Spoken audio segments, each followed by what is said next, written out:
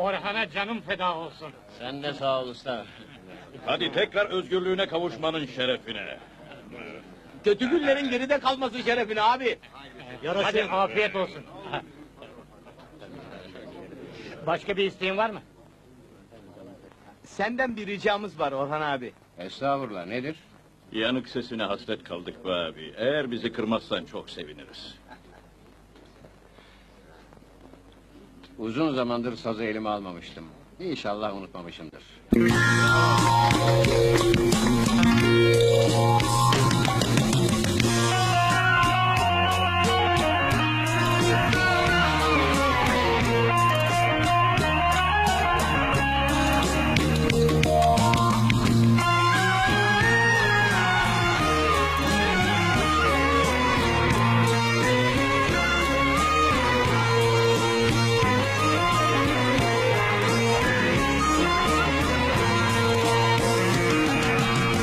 Harcadım ömrümü hep senin için.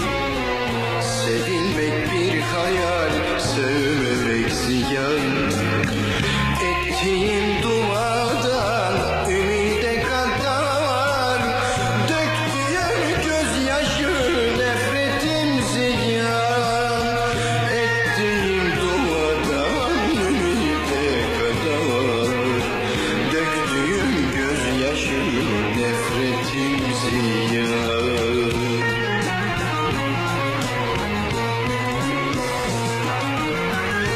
Yaradan doğ demiş, ben de doğmuşum. Bir gönle gir demiş, seni bulmuşum.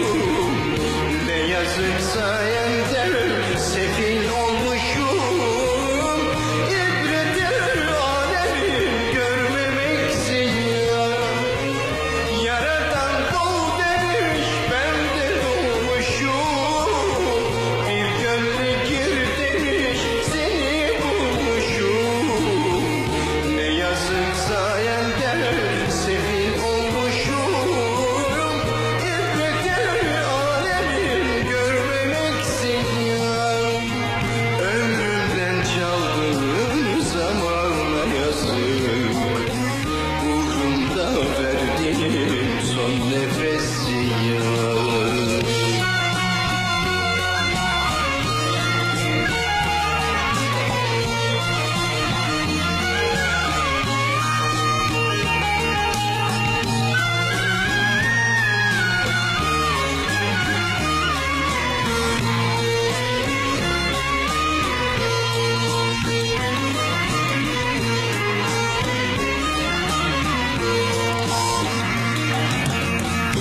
Bilirim bu dünya sensiz yaşanmaz.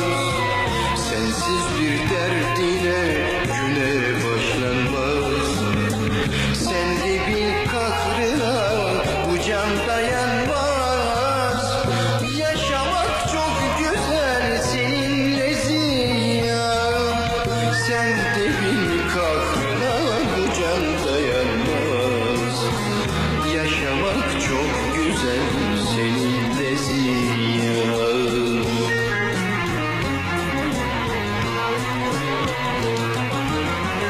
Al beni vur yere parça parça et. İstersen sev beni, istersen kahret.